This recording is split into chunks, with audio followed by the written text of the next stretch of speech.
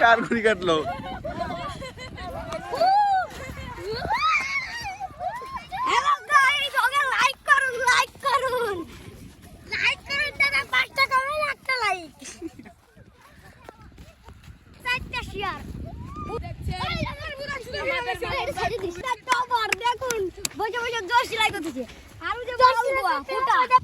দেখছেন আমাদের মামুন ভাই ইতিমধ্যে আর পাচ্ছে না আসছে খুব।